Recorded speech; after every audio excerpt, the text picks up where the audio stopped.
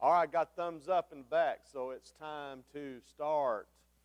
It's good to see you. I am not Scott Gleaves. I am David Hester. Scott and Sherry are gone to Georgia, from what I understand. And so he asked me to teach the Bible class this morning as well as preach. So glad to be able to do it, and glad that you're here.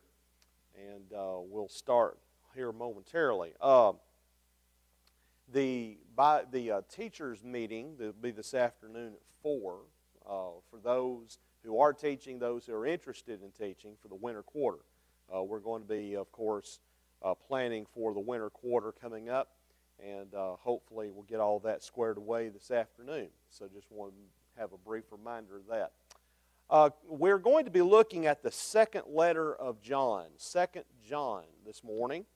And as you're turning to that short epistle, let me give you a bit of brief background before the writing of 2 John. 2 John is written to brethren in Asia Minor, which is located in present-day Turkey. If you're familiar with world geography, you know where Turkey is located. Well, that is Asia Minor, that landmass right there, right across from the Grecian peninsula. So that is where the churches were that John is writing to in his epistles, 1st, 2nd, 3rd John.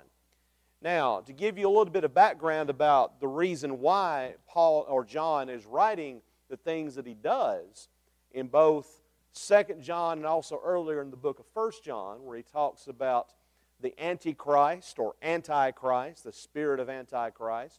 He stresses that Jesus has come in a fleshly body. Well, there's a reason for that. But you have to go all the way back to the book of Colossians to see what's going on.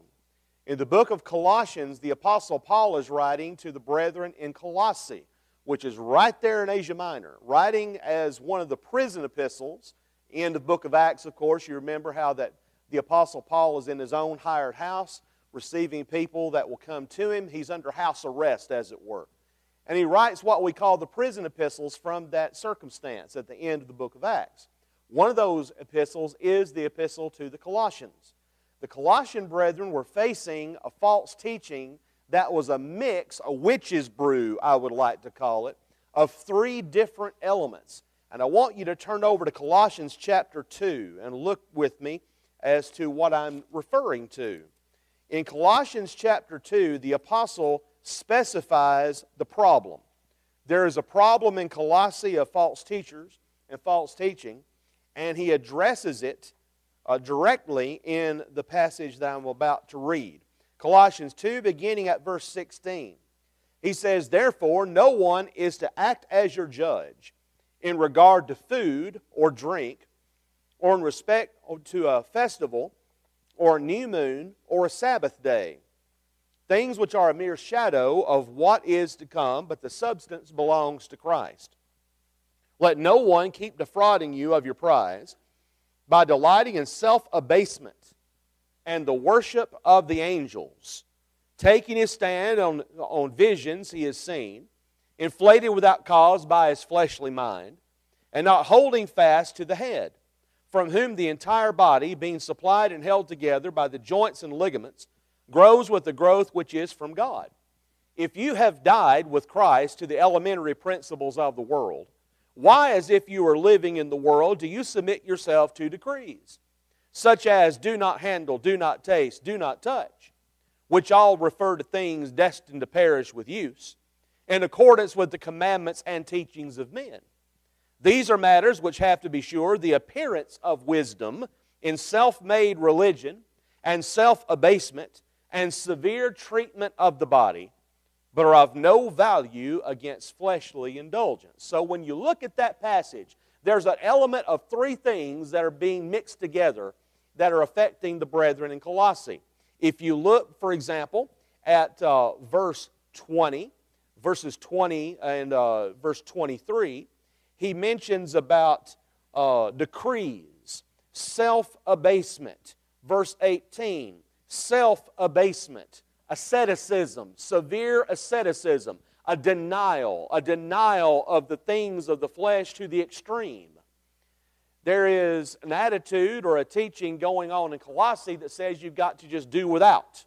You're just living an ascetic life because the world is such a place of temptation and sin that you've got to just, in effect, cut yourself off from the world. Mixed into that was verses 16 and 17.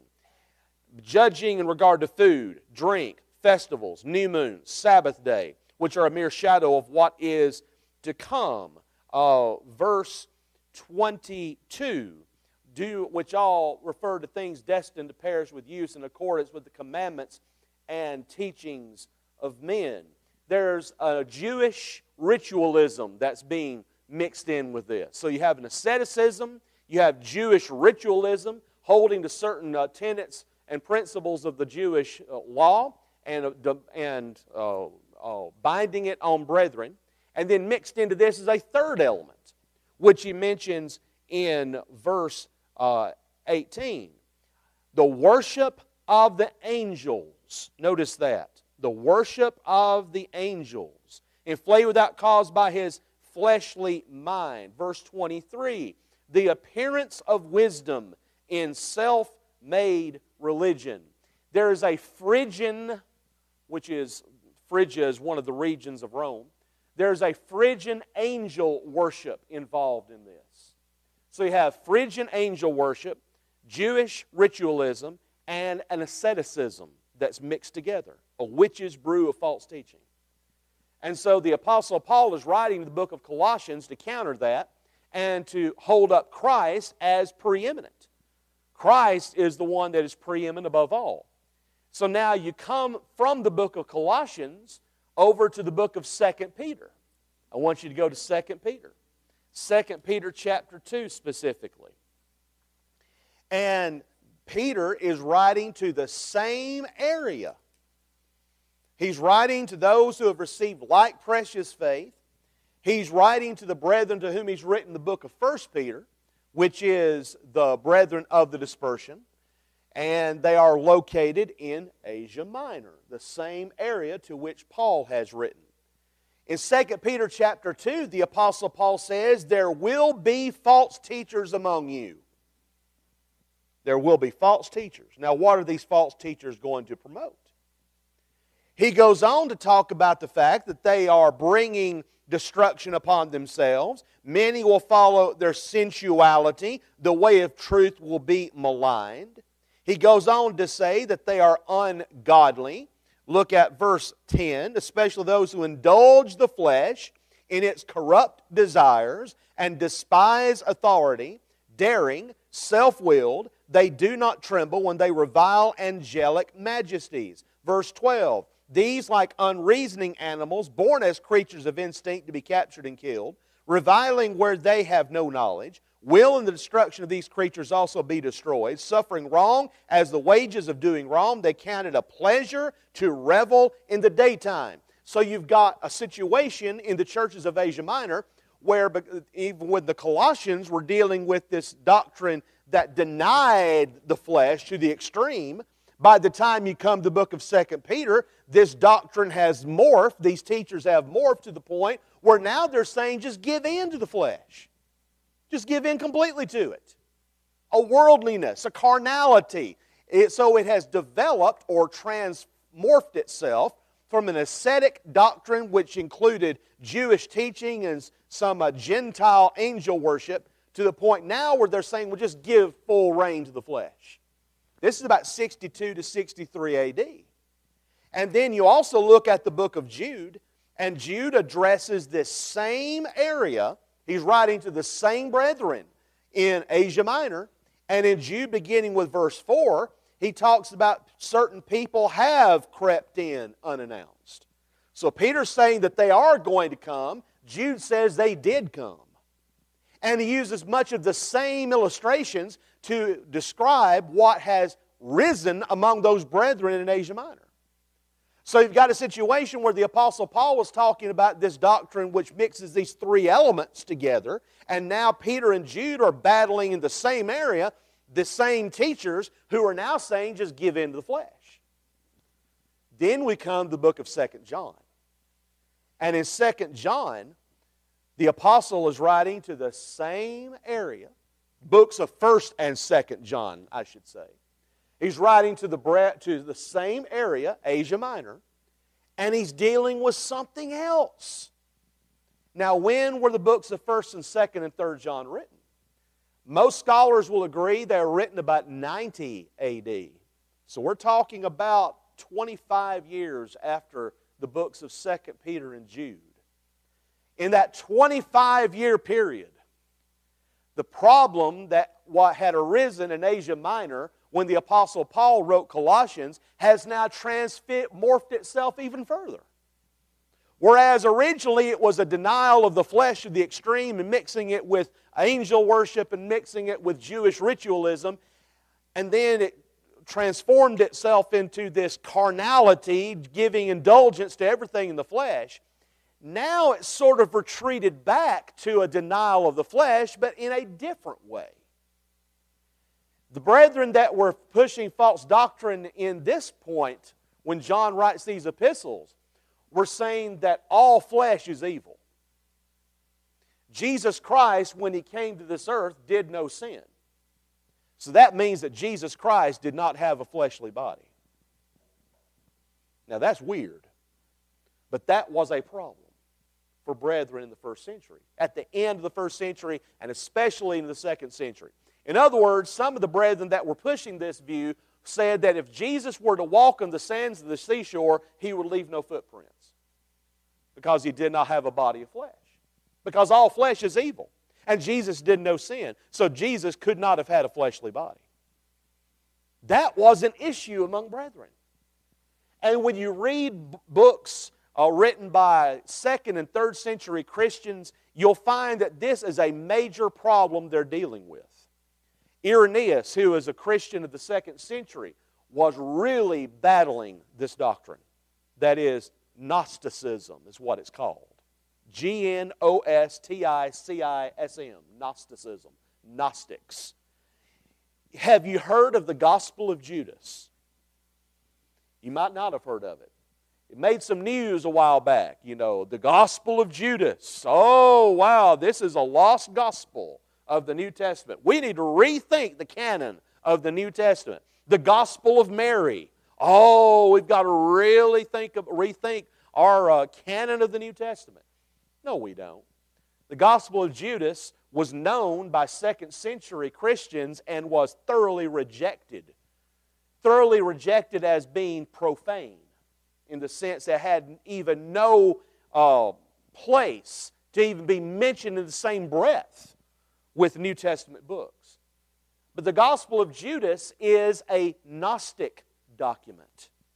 The Gospel of Mary is a Gnostic document. If you hear about lost gospels, so-called lost gospels, you can just about put money on it, and I'm not a gambling person and don't promote gambling at all, but you just about put money on it that if it's a lost gospel, it's a Gnostic document.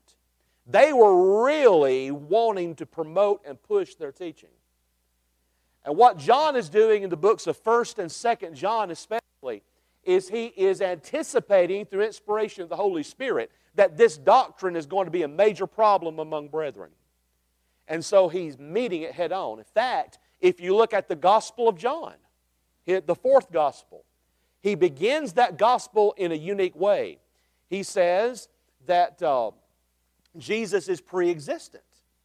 He begins by the pre-existence of Christ, and he does that for a singular purpose. You remember how he writes there in 1 John 1, "In the beginning was the Word, and the Word was with God, and the Word was God. He was in the beginning with God. All things came into being through Him, and apart from Him nothing came into being that has come into being." He goes on to say that the Word became flesh, verse 14, "and dwelt among us, and we saw His glory. Glory as of the only begotten from the Father, full of grace and truth." Why does he stress that? Because he knows through inspiration that this is going to be a major issue. So you come to the book of 1 John, and 1 John chapter 1 opens similarly to the Gospel of John, but in a slightly different focus. He says, "What was from the beginning, what we have heard, what we have seen with our eyes, what we have looked at and touched with our hands concerning the Word of life. Notice that. He's stressing, we've seen Him, we've heard Him, we've touched Him. Why does he emphasize that? Because there is a problem that has arisen among the brethren in Asia Minor that he's got to address. And he says, the life was manifested, and we have seen and testify and proclaim to you the eternal life which was with the Father and was manifested to us. What we have seen and heard, we proclaim to you also. He says, I saw Him, I heard Him, I touched Him. Our hands have handled Him. And then he goes on to say in chapter 4, do not believe every spirit, but test the spirits to see whether they are from God, because many false prophets have gone out into the world. By this you know the Spirit of God. Every spirit that confesses that Jesus Christ has come in the flesh is from God. And every spirit that does not confess Jesus is not from God. This is the spirit of the Antichrist, of which you have heard that it is coming, and now it is already in the world. So he stresses the fact that Jesus Christ has come in the flesh. And he further says, if you don't promote that, you are promoting the spirit of Antichrist. So Antichrist is already in the world. I thought Antichrist was part of the book of Revelation. No, Antichrist is never mentioned in the book of Revelation. Not once. But he is mentioned several times in the books of 1st and 2nd John. And he specifies who it is. Now, my question would be, do we have Antichrist with us today? Absolutely, yes. No question about it. You've got plenty of people that deny that Jesus Christ is a real person. They would say that Jesus Christ is a mythical figure. No more real than Santa Claus and the Easter Bunny. I apologize to those of you who believe in Santa Claus. But still, they would say that He's no more real than the flying spaghetti monster. Google the flying spaghetti monster and you'll see what I'm talking about. College-age kids know what I'm talking about when I say the flying spaghetti monster. It is a construct meant to poke fun at the Bible and Christ and Christianity. Well, the fact is, Christ is a real person. He did exist. We have evidence, plenty of evidence outside of the Bible that indicates that He is an exactly real individual. And what John is talking about has just as much relevance today as it did in the first century. So, this gives you the background of what we're going to be looking at in the book of 2nd John. One more thing. When you look at the progression of this false teaching in Asia Minor and how it changed and transmorphed and mutated over a period of about 30 years, you can get some insight as to how false doctrine progresses today. Every major false doctrine that I have seen arise in churches of Christ in my lifetime did not start out the same way that it ended up. Give you just one example of many that I could cite. In 1983, when I was an incoming freshman at Freed-Hardeman College, now Freed-Hardeman University, Rubel Shelley had just begun to start talking about some things in public that people were starting to question. He was saying that there are sincere, knowledgeable, and devout Christians scattered among the various denominations. That got people's attention quickly.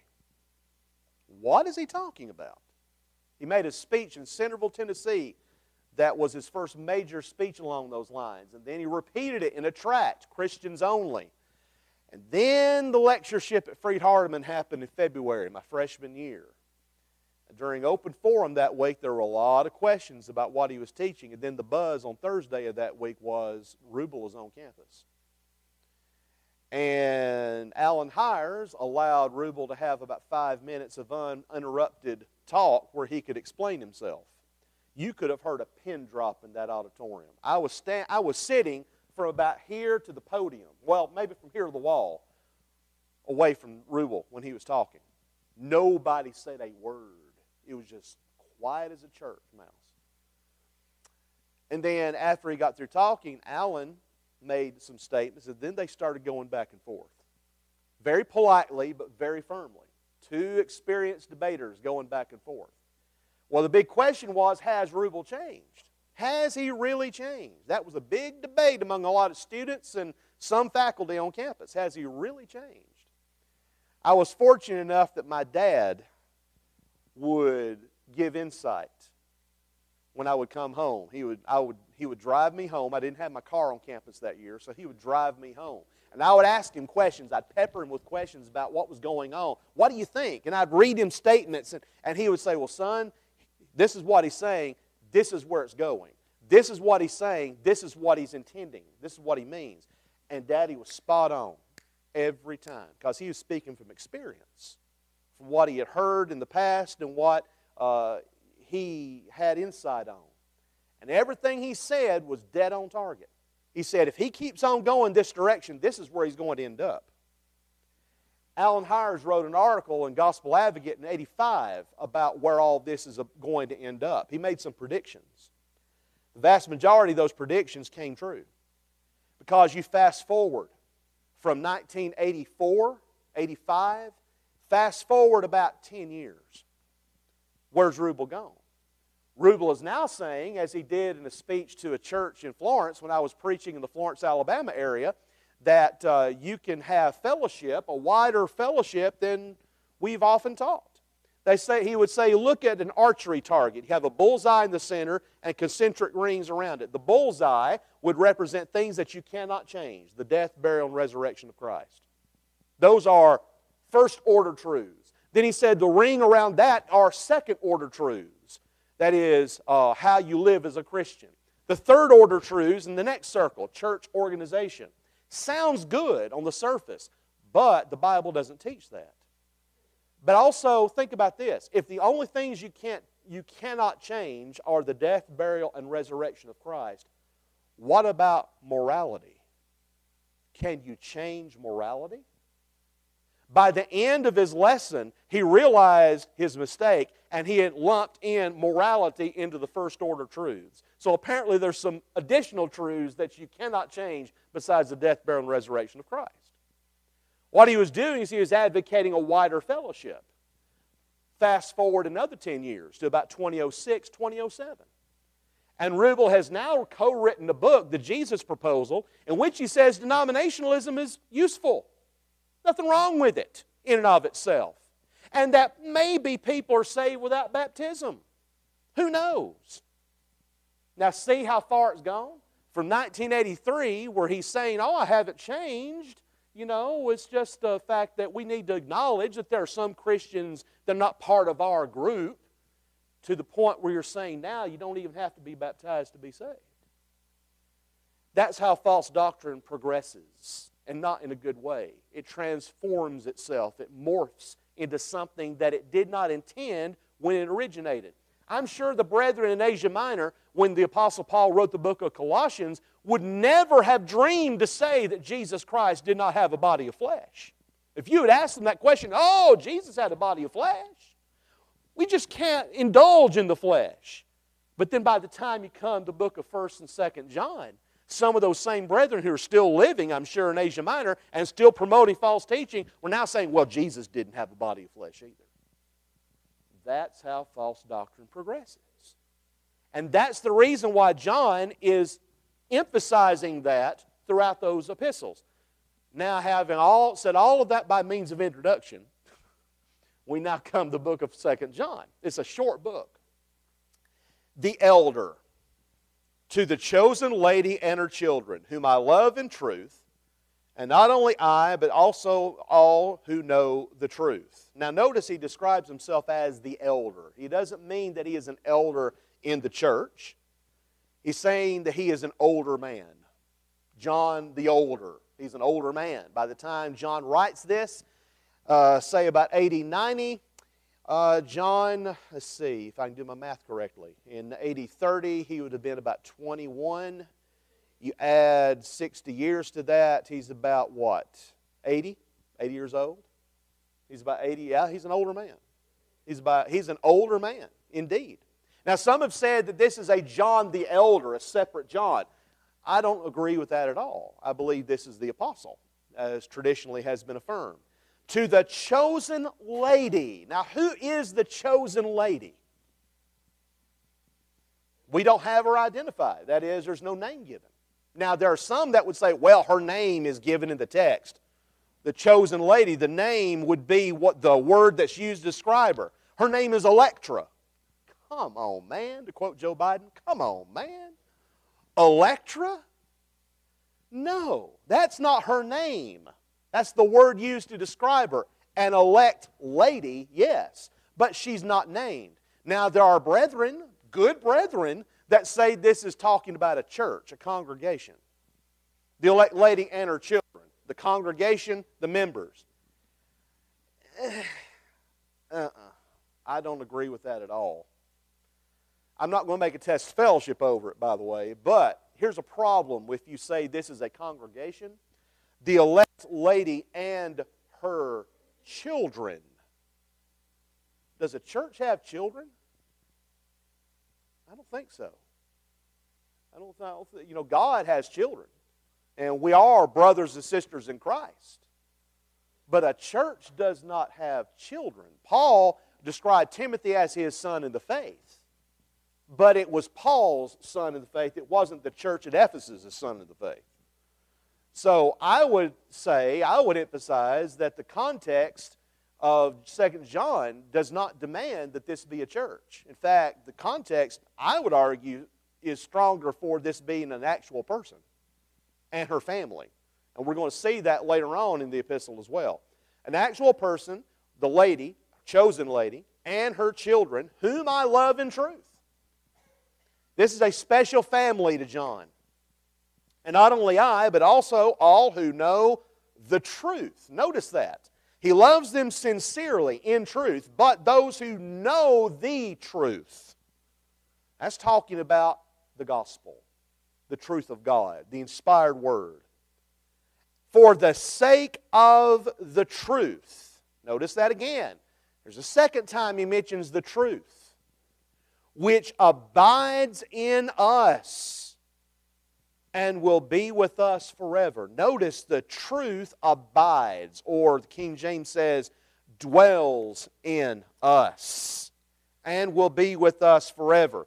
In John 17:19, when Jesus prayed to the Father, He says, for their sakes I sanctify myself, that they themselves also may be sanctified in truth. Truth is emphasized here. Then he begins with a traditional way of beginning an epistle. Grace, mercy, and peace will be with us from God the Father and from Jesus Christ, the Son of the Father, in truth and love. Notice that. God the Father and Jesus Christ, the Son of the Father. This completely rejects United Pentecostal Church teaching that Jesus is the only person of the Godhead. Oneness Pentecostalism is what we used to call it. Brother G.K. Wallace debated Vaughn. I can't think of Vaughn's name, back in the 1950s on this doctrine, Oneness Pentecostalism. And it was the kind of debate where you could ask your opponent questions directly from the podium. And so Brother Wallace asked Vaughn from the podium, is Jesus his own son? Vaughn didn't answer. He said, is Jesus his own father? Vaughn didn't answer. He kept on asking him that question over and over again. He would never answer. Did Jesus pray to himself when he was praying to the Father? Was he talking to himself? He wouldn't answer. He could not answer. I attended a debate between one of our brethren in Anniston, Alabama, and a United Pentecostal Church member. And this UPC guy was making fun of how he said that we would say the word baptized. He always say, these Church of Christ people always talk about being baptized. That's how he'd say it. Baptized. Like, what? What are you doing, man? You know, so this gospel preacher was emphasizing the fact that the Bible emphasizes, the New Testament emphasizes, three persons of the Godhead. And he went straight to the baptism of Jesus. Where at the baptism of Jesus, you have Jesus in the water, having been raised up by John. He was immersed, was raised up, and at the point he was raised up from the water, the Spirit of God descended like a dove upon him, and a voice came from heaven, saying, this is my beloved Son in whom I am well pleased. Now, is Jesus the greatest ventriloquist ever known to man? Did Jesus throw his voice into heaven? I don't think so. And the Spirit of God came down like a dove. So you've got the three members of the Godhead right there at Jesus' baptism. But here in this text, he mentions God the Father and Jesus Christ, the Son of the Father. Verse 4, I was very glad to find some of your children walking in truth, just as we have received commandment to do from the Father. They're walking in truth. This is the truth that he's already mentioned at the very beginning of the epistle, the truth of the gospel. Notice he says, I was very glad. The only other time you see that phrase used in the New Testament is in 3 John verse 3. And in 3 John verse 3, he says, I was very glad when brethren came and testified to your truth. Very glad. That was the only 2 times in the New Testament this phrase is used. Very interesting. Then he says, just as we have received commandment to do from the Father. Now I ask you, lady, notice he addresses her as a lady.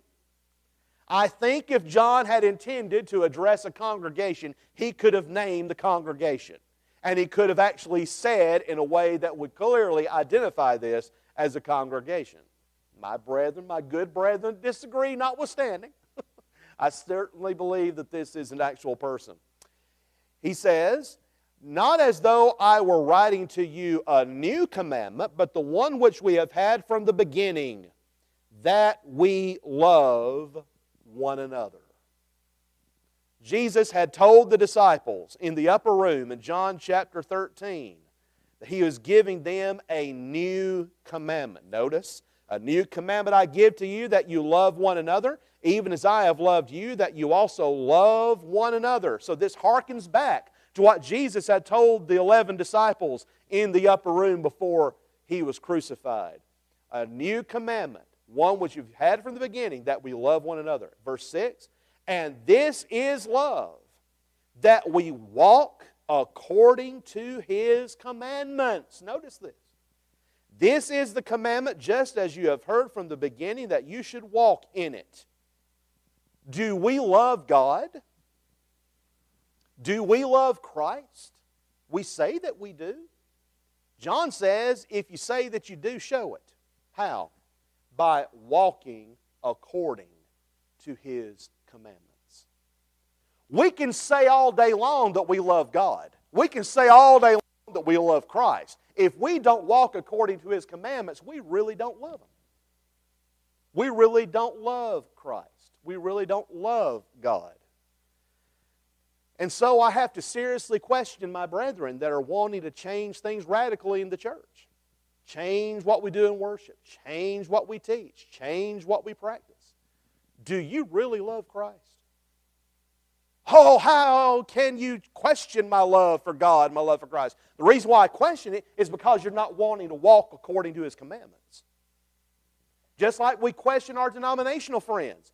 Do you really love God and really love Christ? If you really do, then why don't you walk according to His commandments? I saw a new commercial from Franklin Graham on TV.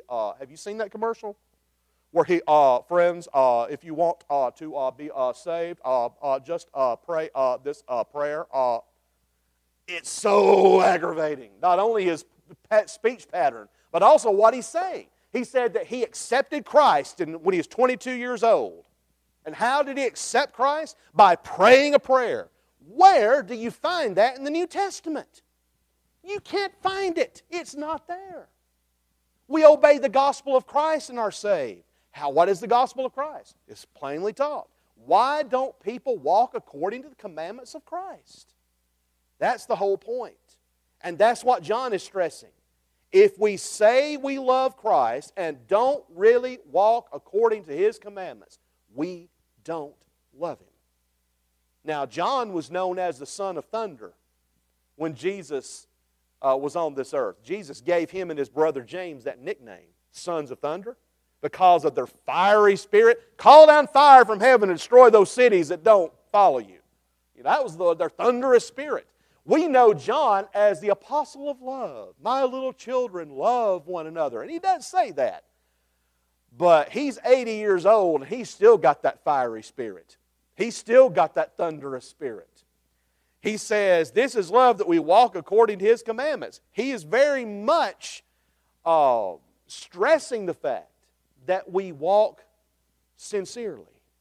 and not hypocritically. 1 John really bears that out. If you don't love your brother, he says, you are a murderer. That's the thunderous spirit that Jesus identified. Well, that's the same kind of thing he's dealing with here. Now in verse 7, he gets to the heart of the issue. The problem that has arisen in Asia Minor, that this family was dealing with. For many deceivers have gone out into the world, those who do not acknowledge Jesus Christ as coming in the flesh. This is the deceiver and the Antichrist. In 1 John 2:22, he said, who is the liar but the one who denies that Jesus is the Christ? This is the Antichrist, the one who denies the Father and the Son. 1 John 4, we've already seen how he says anyone that does not confess Jesus is not from God. This is the spirit of the Antichrist. He talks about Antichrist. And even now he says there are many Antichrists. So somebody says, well, yes, I know that Antichrist is not mentioned in the book of Revelation, but he's talking about the beast. That's the big Antichrist. No, it's not. It's not identified as the Antichrist in Revelation. Two separate things. Antichrist is something they were dealing with in the first century and what we are dealing with today. When somebody like Bill Maher comes on his show and derides the belief in Jesus Christ and runs down faith in the Bible. And other atheists will say, well, maybe Jesus Christ never existed. That's denying that Jesus Christ came in the flesh. That's Antichrist. We've got it in droves today. There's a growing number of individuals in the United States that have bought into this belief that Jesus Christ was not a real person. That's something we're dealing with now in this country. And it's something we're going to have to combat as the Lord's people. And so this is the deceiver and the Antichrist, he says in verse 7. That's the clear truth that he's trying to convey to them. Watch yourselves, that you do not lose what we have accomplished, but that you may receive a full reward. A reward. Receiving a reward.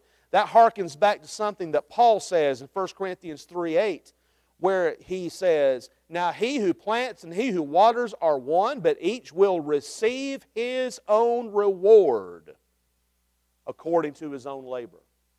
We will receive a reward at the end of time. It will vary according to the individual and vary according to what we have done, as Paul points out clearly in that context. But John refers to it here. Receive a full reward. Watch yourselves. Pay attention. Be careful that you do not lose what we have accomplished. Then he says in verses 9 through 11, I'll read the entire context of those three verses and then come back to it. Anyone who goes too far and does not abide in the teaching of Christ does not have God. The one who abides in the teaching, he has both the Father and the Son. If anyone comes to you and does not bring this teaching, do not receive him into your house and do not give him a greeting. For the one who gives him a greeting participates in his evil deeds. Anyone who goes too far, the King James says, whoever goeth onward, goes onward, goes too far. That word in the Greek text is the word proago, which means going ahead, moving on ahead, moving beyond a boundary of some sort. You're going beyond. What are you going beyond? You're not abiding or remaining. The idea is remaining. You do not remain in what? The teaching of Christ. Does not have God. The one who abides or remains in the teaching, he has both the Father and the Son. Now, what is the teaching of Christ? The doctrine of Christ in this verse. In my book, Among the Scholars, which many of you have, I have an entire chapter given to 2 John 9 through 11, where I deal with this in detail as far as the Greek text. It is my firm conviction, my conviction that's been this way all of my adult life, that this doctrine of Christ is talking about the doctrine which Christ and the apostles taught. The totality of their doctrine, not just the one aspect of the doctrine. concerning Jesus Christ coming in the flesh. Now, there are some brethren who will say, this only talks about Jesus Christ coming in the flesh. That's the only doctrine he's talking about in 2 John 9. It can't be. Because we've already seen in verses 1 through 4 how that he's mentioned the truth's sake, walking according to his commandments. He's talking about the truth already, leading up to verse 7. Now, the specific problem that's being addressed here is the doctrine that Jesus does not come in the flesh. That is included in the doctrine of Christ. That's included in the totality of teaching of Christ and the apostles. If we do not remain in the doctrine of Christ, we do not have God and we do not have His Son. He's very clear about it. Verse 10, if anyone comes to you and does not bring this teaching, do not receive him into your house and do not give him a greeting. Does that mean that just the only thing that we need to be concerned about is if somebody teaches that Jesus Christ has come in the flesh? If somebody teaches that Jesus Christ is a real person, oh, come on in. You're a faithful brother, a faithful teacher. I'm going to shake your hand. I'm going to give you some money to support your doctrine. No. Because they could teach the right thing about Jesus Christ and yet teach completely off the wall things about the second coming of Christ, about worship of God, about how to become a Christian. Yes. It's not just the teaching about Jesus Christ that's under consideration here. We've got to abide, remain in the doctrine of Christ. Not the doctrine about Christ, but the doctrine of or from Christ. That's what's being talked about. Verse 11, for the one who gives him a greeting, the King James says bids him Godspeed, says greetings, participates in his evil deeds. That word participates is from the word which is translated fellowship. Maybe you've heard of the word koinonia. Koinonia is fellowship. That's the exact word, root that is used here. You have fellowship in that person's evil deeds. If you let him come into your house, give him 8 1/4, give him support, that's what's under consideration. This family is not to give support to those who teach things contrary to the doctrine of Christ. Now, verse 12. Though I have many things to write to you, I do not want to do so with paper and ink. But I hope to come to you and speak face to face so that your joy may be made full. Paper and ink. That gives us a different connotation than what it is in the first century. We think of paper and ink, we think of a piece of paper, and we think of a pen, a pen that we have that we write with. That's not what's under consideration. Paper in the first century was papyrus.